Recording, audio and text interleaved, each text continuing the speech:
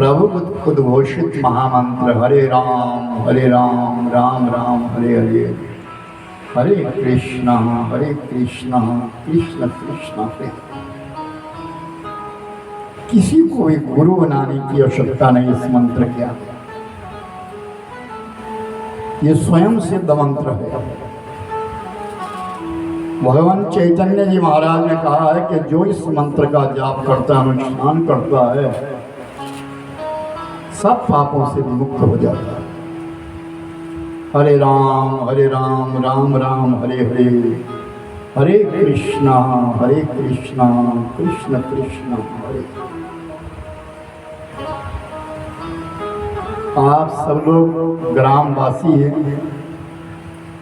चाहे आप कहीं भी रहे, किसी स्थान पर रहे, लेकिन जन्मभूमि तो हमारा गांव, वह हमारे लिए स्वर्ग से बढ़कर, और उस जन्मभूमि में किया हुआ जितना भी पुण्य कर्म है वो सब देवताओं को समर्पित करते हुए अपने पितरों के लिए श्रद्धांजलि दी जाती है। आज अपने माता पिता को श्रद्धांजलि देने के लिए परिवार बैठा, और आप सबको संग लेकर के, सबको साथ लेकर के। वैदिक सूत्र कहता है कि सहना भवतु सहनौ भुनक्तु सह वीर्यं करवावहै तेजस्विनावधीतमस्तु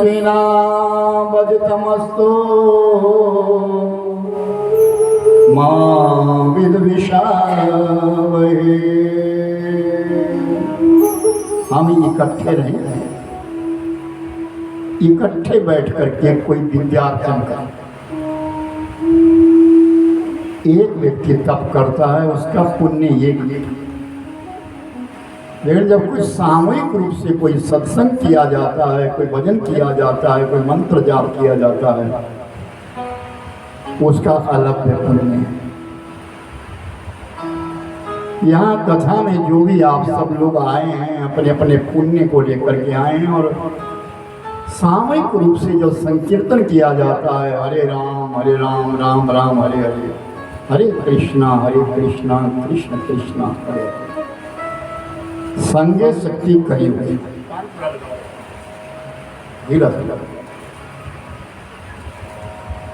संगे शक्ति कलयुग, इस कलयुग के बीच में एकता में बने।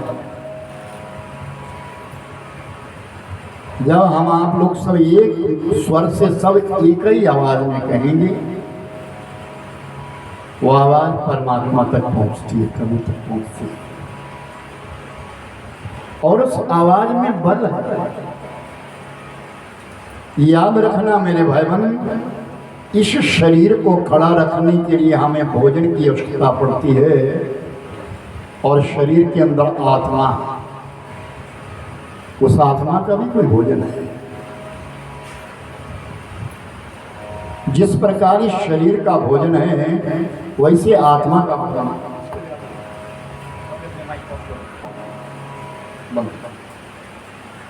उस आत्मा का भी एक भोजन है। शरीर का भोजन है, हम जो भी कुछ खाते हैं, अन्न खाते हैं या दूध पीते हैं या फल खाते हैं, वो शरीर को खड़ा रखने के लिए उसका भोजन है। शरीर के अंदर जो आत्मा, उस आत्मा का जो भोजन है, और आत्मा का जो भोजन है उसका नाम है प्रार्थना, यानी तुम्हारी साधना, जो भी तुम्हें पता है, जो तुम्हारे गुरु महाराज ने तुम्हें बताया है, या जो तुम जानते हो, कुछ भी जो तुम भी करते हो वो सब सही है। कभी इस बात पर तर्क मत करना कि ऐसे नहीं ऐसे करो, ऐसे नहीं ऐसे करो। जो आप किस भी करो, लेकिन करो उस परमात्मा का भजन जरूर करो। इस शरीर में जो बसने वाली आत्मा है, वो आत्मा तभी बलवान होगी जब इंसान प्रार्थना करेगा, मंत्र जाप करेगा, या पूजा करेगा, या भगवान का दर्शन करेगा, तभी जाकर के वो आत्मा जो बलवान होती है। और बलवान आत्मा ही सत्कर्म करने के लिए प्रेरित होती आगे चलती। जिस आत्मा में बल नहीं है वो आत्मा सत्कर्म की ओर नहीं जा सकता। पैसा बहुतों के पास हो जाता है, खूब पैसा हो जाता है, लेकिन लगाना बड़ा कठिन होता है भाई। अपनी गरीबी को तो याद करें, आज ईश्वर ने कितनी कृपा करी हम पर। हमारे हाथ एक सामूहिक पूजा के लिए उठे हैं, हमारे हाथ एक सामूहिक पूजा करने के लिए उठ रहे हैं। ये बहुत बड़ी कृपा है। कभी सुबह को सुबह नहीं, शाम को सामने रुपया पैसा ढूंढ करके करना पड़ता, पर किस किस प्रकार इंसान कमाता है। और जब कभी कोई सत्कर्म करने के लिए, पुण्य कर्म करने के लिए बारी आती है तो समझ लेना कि हमारे ऊपर कोई सदगुरु की कृपा है। समझ लेना हमारे ऊपर कोई इष्ट की कृपा, उस परमात्मा की कोई कृपा हुई है। बिना भगवान की कृपा के कोई भी सत्कर्म पूरे नहीं होते। यत्रैव गंगा यत्रैव यमुना गोदावरी सरस्वती चैव सर्वाणि तीर्थानि वसन्ति तत्र यत्रैव हरिकथा प्रसंगः।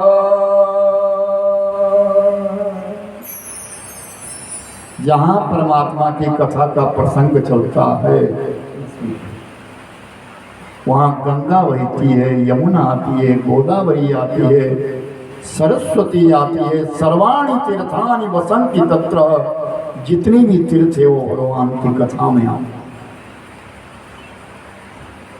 और आकर के हमको पुण्य दे जाते हैं।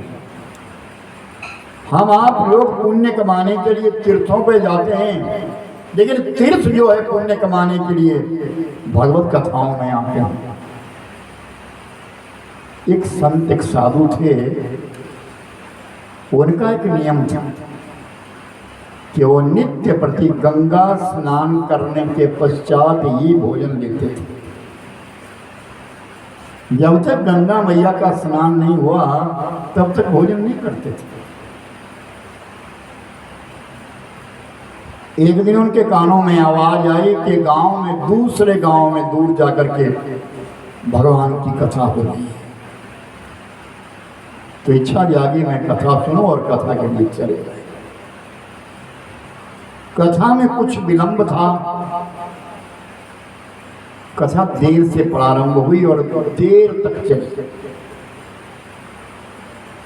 कथा जो देर तक चली तो अंधेरा हो गया, अपनी कुटिया में आना, वापिस होना मुश्किल हो गया। तो रुक गए उन्हें। सबने भोजन किया लेकिन बाबा ने तो भोजन नहीं किया। नियम था कि पहले गंगा स्नान करूंगा फिर भोजन करूंगा, तो आज गंगा स्नान नहीं हुआ।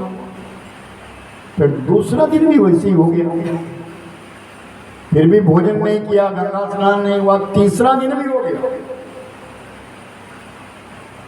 सब कहते हैं बाबा को, बाबा आप भोजन कर लो ना, भोजन प्रसादी ले लो आप। नहीं, मैं नहीं लूँ। अब 3 दिन हो गए, तो तीसरे दिन जब सब पंडाल खाली हो गया, बाबा किनारे में बैठा हुआ है, अपना दंड कमंडलो लेकर के बैठा है, तो एक काले रंग की गऊ आई और जहाँ कथा सुनने वाले बैठे थे ना, वहाँ वो नीचे लेटने लगी और बाबा के देखते देखते वो धवल रंग की हो गई, सुफेद हो गई और उड़ करके आकाश की ओर चली गई। बाबा बड़ा विस्मित हुआ। थोड़ी देर के पश्चात एक और गौ माता आई और वो गौ माता भी उसी प्रकार काले रंग की थी और वो फिर वहाँ पे धूल में लिपटने लगी और फिर सफेद होकर के उड़ करके चली गई। अब वो साधु बड़ा विस्मित है कि ये क्या हो रहा है। थोड़ी देर के पश्चात एक बैल आया, बड़ा हट्टा कट्टा बैल आया, और उस बैल ने भी आकर के वही काम किया। और जब वो सफेद रंग का हो गया तब बाबा से कहता, बाबा क्या बात है, क्यों बैठे हो?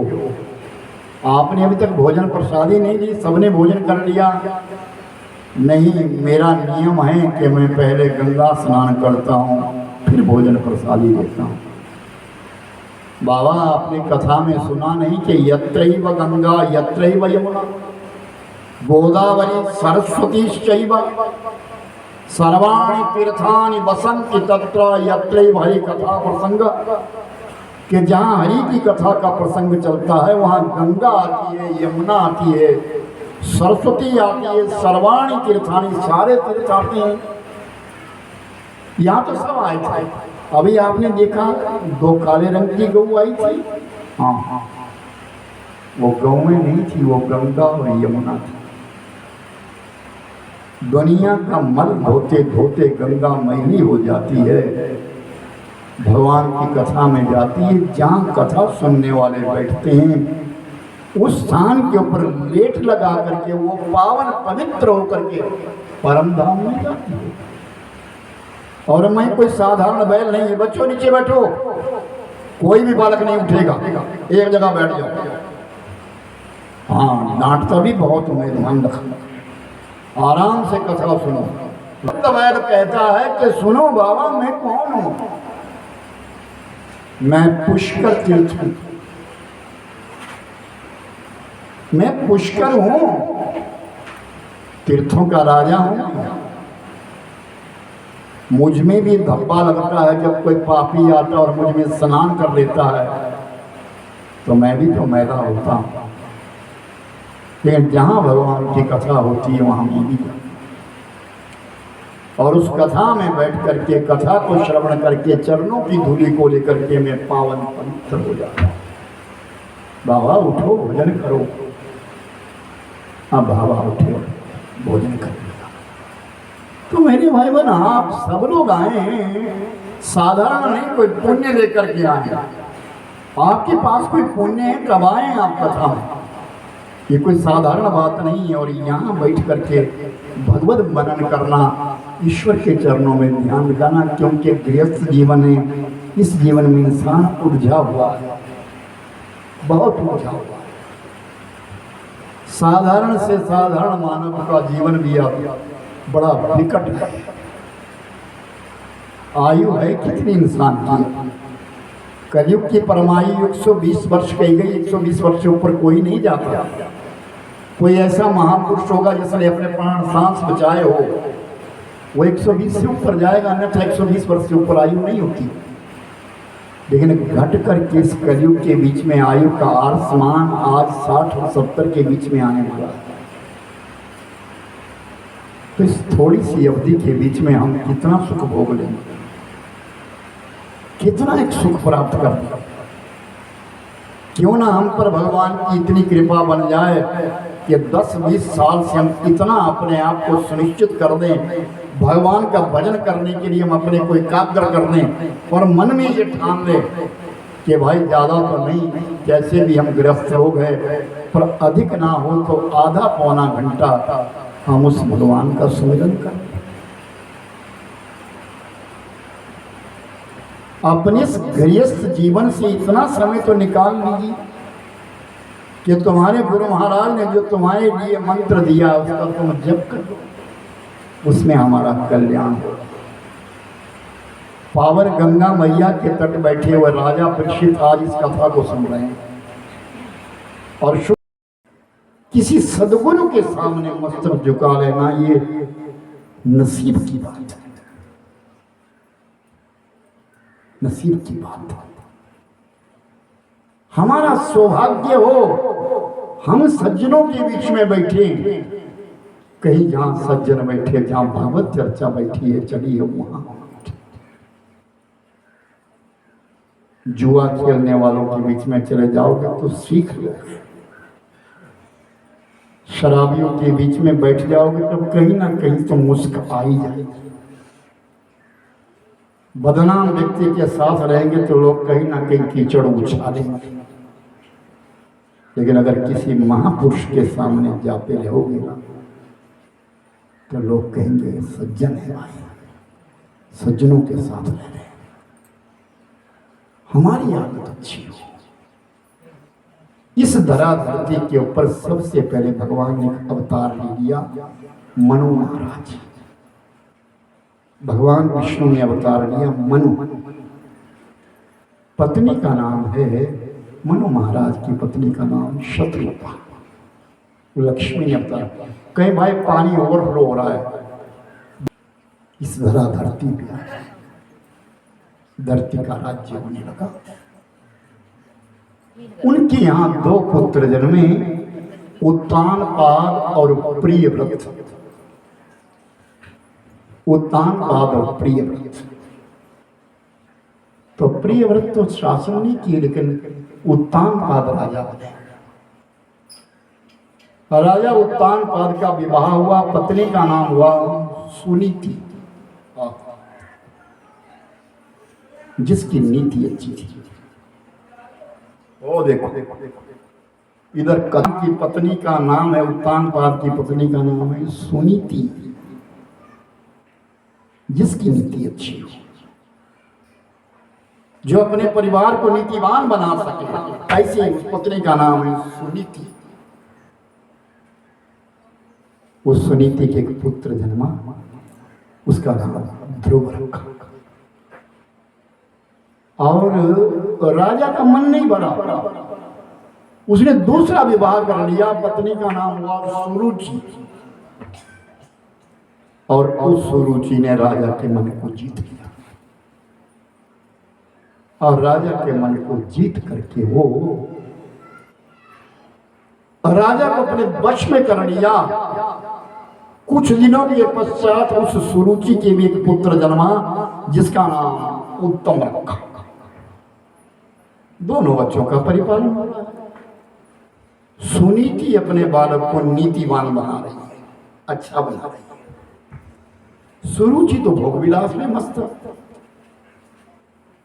और कुछ काल के पश्चात जब वो बालक 5-5 वर्ष के हो गए, तो सुरुचि ने राजा उत्तानपाद से कहा कि अगर मुझसे प्रेम करते हो ना, तो सुनीति को घर से निकाल करके दूसरे महलों में, ये हमारे साथ नहीं रहेगी। अब राजा तो उसके वश में हो गया था, सुनीति को निकाल दिया। सुनीति दूसरे महलों में अकेली रहने लगी अपने पुत्र ध्रुव के साथ। लेकिन उसने अपने बालक को नीतिवान बनाना चाहा कि मैं अपने बालक के लिए अच्छा बनाऊं। एक दिन राजा बैठा था सिंहासन के ऊपर, राजा के साथ बैठी है सुरुचि, और उनकी गोदी में खेल रहा है उत्तम। इतने में ध्रुव कहीं से खेलता खेलता आया और अपने पिता की गोदी में चढ़ने लगा। अभी चढ़ ही रहा था कि सुरुचि ने पकड़ा, नीचे उतारा। नीचे उतर, तो इस सिंहासन पर नहीं बैठ सका, ये मेरे पुत्र का सिंहासन है, उस रुचि के लिए। और अगर तुझे बैठना है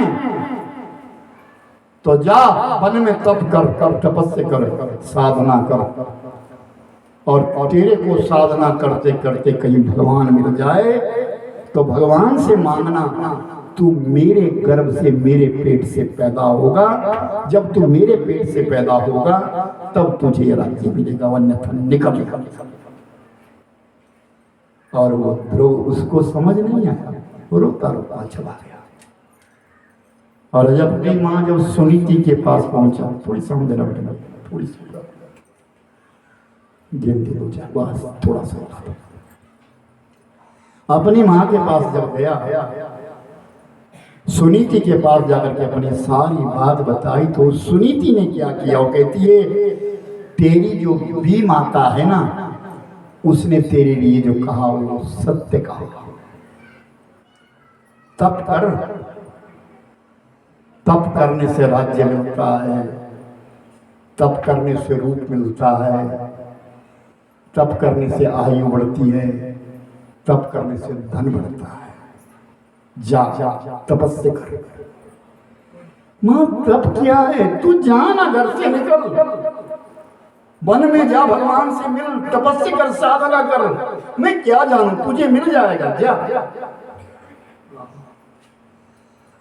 राज के वस्त्र उतार दी अपने बाले बाले, गणवेश धारण कर दिया, मृग चर्म दे दिया, और वो ध्रुव को कहा कि जा पहले अपनी भी माता के चरणों में प्रणाम कर, पिता के चरणों में प्रणाम कर, उनसे आशीर्वाद ले और वन की राह ले ले। और ध्रुव गया, जब सुरुचि के चरणों में प्रणाम किया तो बड़ी प्रसन्न हुई, मेरे बेटे के रास्ते का कांटा निकल गया, जा। पिता के चरणों में प्रणाम किया हो तो आ सकते हो, कुछ कह नहीं सकते। और जब वन की राह चला, वन की और जब निकलने लगा, तब सुरुचि मन में बात करती है, मेरा बालक तो अबोध है, छोटा है, अज्ञानी, इसको मालूम नहीं है, ये कहाँ जाएगा, कैसे जाएगा, इसको भगवान कैसे मिलेंगे, कहीं हिंसक पशु ना खा जाए मेरे बालक के लिए, ये छोटा बहुत है। लेकिन फिर मन में तसल्ली हुई, नहीं, जो भगवान की राह पे चलते हैं ना, उन्हें कोई कष्ट नहीं होता, और जो कष्ट आता है उसको सहन करने की क्षमता होती है। ध्रुव चला गया, थोड़ी दूर गया था कि आगे से देवर्षि नारद जी आए, साधु। तो माँ ने तो ध्रुव को परिपक्व बनाया था, तो माँ कहती, माँ ने जो कहा था, कोई तुझे साधु संत जीवन में मिले तो चरणों में प्रणाम कर। अब ध्रुव जो है दंडवत प्रणाम करता है, वो क्या जाने नारद कहूँ। माँ ने कहा है कि साधु कोई मिले तो साधु रूप में नारद जी आए हैं, चरणों में प्रणाम कर दिया, और जैसे ही चरणों में प्रणाम किया, नारद जी ने उठाया बालक के लिए, कौन हो? मैं राजा उत्तान पाद का पुत्र, मां सुनीति का बेटा हूं, मेरा नाम ध्रुव है महाराज। कहाँ जा रहे हो? तप करने के लिए। तो नारद जी हंसने लगे, अरे तू जा, तू राजकुमार है, तेरे खाने पहनने के दिन है, खेलने के दिन है, जा वापिस चला जा। नहीं बाबा, मेरी माँ ने तो ये कहा है कि अगर कोई संत का दर्शन हो जाए, सच्चे संत का अगर दर्शन हो जाए तो नसीब जागता है, मेरा तो नसीब जाग गया। अब आप बताइए भगवान कौन है, कहाँ है, ईश्वर कैसे है, मैं उनको जानना चाहता हूँ, वो कौन है परमात्मा। तो नारद जी ने कई बार कहा, परिपक्व किया कि बालक समझ जाए, कि बाल वापिस हो जाए, कुछ हो जाए, लेकिन नहीं। तो नारद जी ने जब देखा कि तो परिपक्व है, अब ये वापिस होने वाला नहीं है, किसी अच्छे शिक्षक का शिष्य है। अच्छी शिक्षक कौन है? मां सुनीति। शास्त्र कहते हैं कि एक पढ़ी लिखी मां 100 अध्यापकों से अच्छा अपनी संतान को पढ़ा सकती है, ज्ञान दे सकती है। हमारा जमाना था आज से 50 साल पहले, 60 साल पहले बेटियों को पढ़ाया नहीं जाता था, नहीं पढ़ाया जाता था, कुंडली नहीं बनाते थे। क्या करें किनकी कुंडली बना करके, क्यों पढ़ानी, इन्होंने कौन सा कुर्सी के ऊपर बैठना है, ऐसा बोलते थे बुजुर्ग। और आज तो बेटियां जहाज चला रही है, चंद्रमा पे वायुयान में जा रही है, ग्रह के ऊपर जा रही है। लेकिन एक बात याद रखना मेरी माताओं बहनों, ध्यान से सुनिए, अपनी बच्चियों को शिक्षित के साथ साथ दीक्षित भी करिए, उनके लिए दीक्षित भी होना जरूरी है। शिक्षा ही जरूरी नहीं है, दीक्षा भी जरूरी है। और सबसे बड़ी शिक्षा तो तुम्हारे हाथ में है, जिसका नाम है नैतिक शिक्षा। अपनी बेटियों को, अपने बेटों को नैतिक शिक्षा जरूर दो, इसकी जरूरत है आज।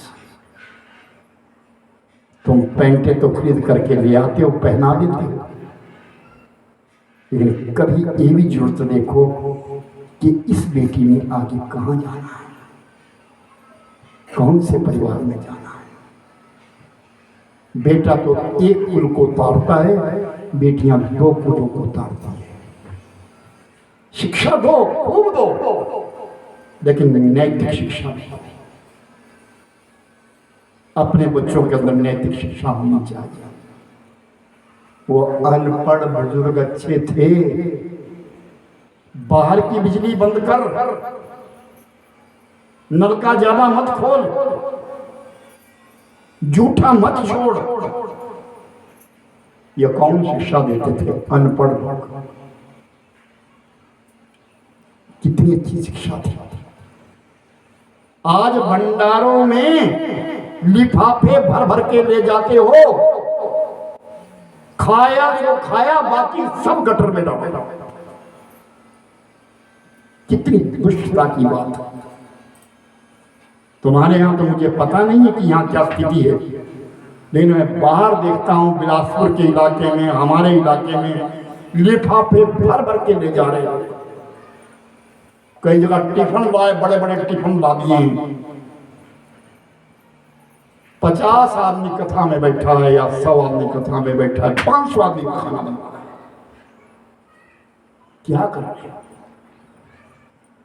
ये कौन से यज्ञ लगे हैं? बर्बादी हो रही है अन्न की। अगले जन्म में भी कुछ खाना है या भूखों मरे? अन्न की बर्बादी मत कर। जब तुम यहां खा के चले गए तो घर को किसको लेके जाएगा? हमारे यहां बांटा करते थे, जब बच जाए आओ भाई गांव वालों सब ले। या कोई बुजुर्ग आदमी जो आ नहीं सकता उसको तुम भंडारा दिया। लेकिन अब तक रिवाज बन गया। अरे हैरान होता हूं मैं, मेरे जी 7 कुंटल चावल लगे, मेरे 10 कुंटल चावल लगे। मैं कथा तो मैं कह रहा था, मुझे मालूम नहीं है कितने लोग खाए। 20 किलो से ज्यादा चावल नहीं लग रहे। तुम कुंटल की बात कर रहे हो? बोलो जी लगता है।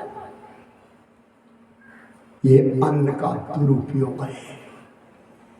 मैं इस व्यासपीठ से सत्य कह रहा हूं, ध्यान देकर के सुनिए।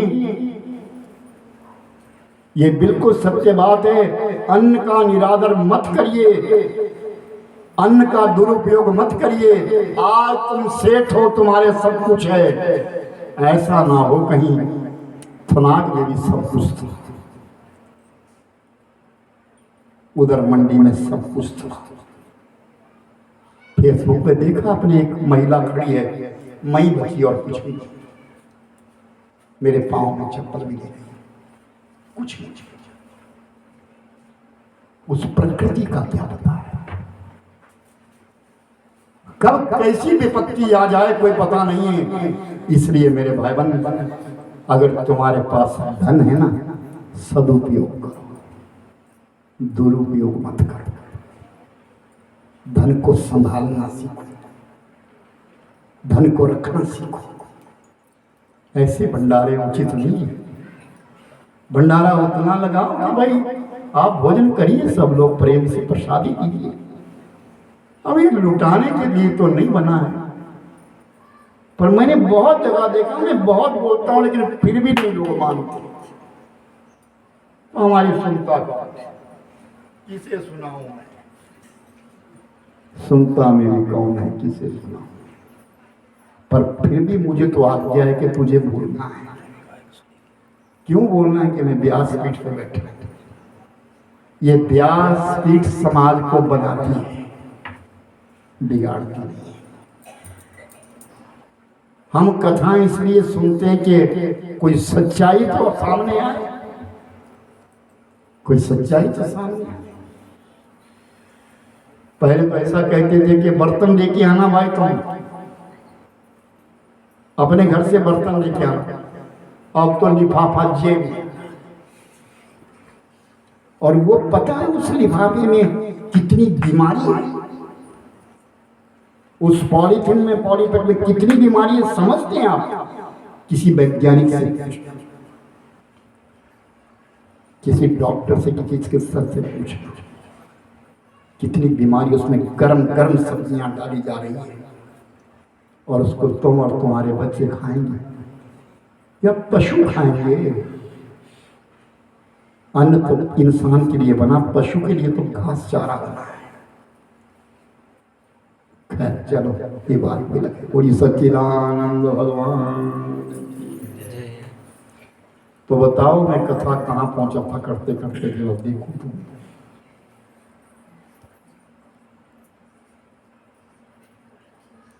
मैं कौन सी कथा सुना रहा था?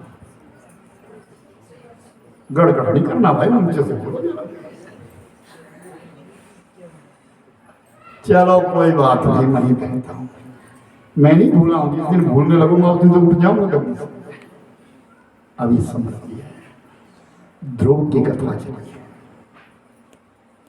और नारद जी कह रहे कि तू वापिस चला जाए, कि ध्रुव कहते नहीं, मेरी माँ ने तो ये मेरे लिए शिक्षा दी है, कोई साधु संत मिले तो समझ लेना कि हमारा नसीब जाग गया है। अब आप बताइए भगवान कौन है और कहाँ मिलेंगे? सशंख चक्रं सकरीट कुंडलं सपीत वस्त्रं सरसीरुवेक्षणं साहार वक्षा सदकौस्तुमाश्रियं नमामि विष्णु शिरसा चतुर्भुजं। नारद ने देख लिया बालक परिपक्व है, तो सुन ध्रुव, भगवान के 4 हाथ हैं, पीत वस्त्र धारण करते हैं, पीले वस्त्र। एक हाथ में शंख है, एक में चक्र है, एक में गदा है, एक में कमल का फूल है, गले में तुलसी की माला है। वो भगवान विष्णु है। सशंख चक्रं सकरीट कुंडलम सपीत वस्त्रं सरसीरुवेक्षणं साहार वक्षस्थलकौस्तुमाश्रियं नमामि शीर्षां चतुर्भुजं विष्णु। मैं उनके लिए प्रणाम करता हूँ।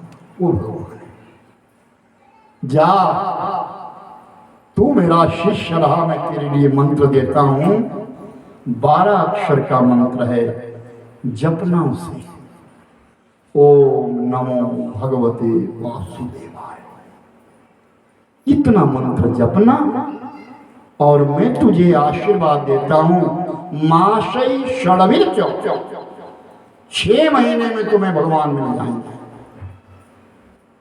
पुण्यम मधुबनम यत्रम सानित्यदा हरे। आगे चले जाओ, आगे मधुबन है, वहां हरि रोज रहते हैं।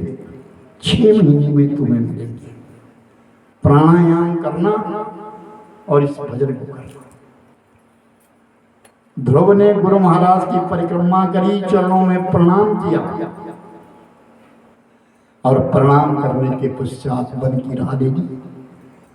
नारद आया राजा उत्तानपाद के पास और धिक्कारा, राजन मैं तुम्हें धिक्कारता हूं। पत्नी के मन में आसक्त होकर के तूने अपने छोटे से बालक को वन में जाने दिया, पर तेरा बालक भगवान का भजन करके लौट रहा है। 6 महीने में ईश्वर का दर्शन करके आएगा, उसके आने की तैयारी कर। उत्तानपाद को समझ आ गई मैं गलत हो गया, अपने ध्रुव की तैयारी करने लगा। मेरा ध्रुव आएगा, राज्य तो उसका है, बड़ा हुआ है, संपदा उसकी है। ध्रुव चला गया और जाकर के जमुना मैया में स्नान किया, कंद मूल फल इकट्ठे किए, खाए और जपने लगा। ओम नमो भगवते वासुदेवाय। ओम नमो भगवते, ओम नमो भगवते वासुदेवाय। ओम नमो भगवते भगवते वासुदेवाय। ओम नमो भगवते वासुदेवाय। ओम नमो भगवते वासुदेवाय। ओम नमो भगवते वासुदेवाय। ओम नमो भगवते वासुदेवाय। ओम नमो भगवते वासुदेवाय। ओम नमो भगवते वासुदेवाय। ओम नमो भगवते वासुदेवाय। ओम नमो भगवते वासुदेवाय। ओम नमो भगवते वासुदेवाय। 3 महीने तक कंदमूल फल खाते रहे और 3 महीने तक फल गाते गाते यही जब करता रहा। 4था महीना आया, कंदमूल फल खाने छोड़ दिए, पत्ते खाने लगा, हरे पत्ते खाने लगा, फल फूल फल खाने लगा, छोड़ दिया, फूल खा करके गुजारा करने लगा, यमुना का पानी पी रहा। ओम नमो वासुदेवाय। ओम नमो भगवते वासुदेवाय। ओम नमो भगवते वासुदेवाय। ओम नमो भगवते वासुदेवाय। ओम नमो भगवते वासुदेवाय। ओम नमो भगवते वासुदेवाय। ओम नमो भगवते वासुदेवाय। ओम नमो भगवते वासुदेवाय। ओम नमो भगवते वासुदेवाय। ओम नमो भगवते वासुदेवाय। वासुदेवाय वासुदेवाय। वासुदेवाय वासुदेवाय। 5वां महीना आया, फल छोड़ दिए, फूल छोड़ दिए, पत्ते छोड़ दिए, केवल वायु पान करने लगा। ओम नमो भगवते ओम नमो भगवते वासुदेवाय। नमो भगवते वासुदेवाय। ओम नमो भगवते वासुदेवाय। ओ वासुदेवाय वासुदेवाय। वासुदेवाय वासुदेवाय। ओम नमो भगवते वासुदेवाय। ओम नमो भगवते वासुदेवाय। वाह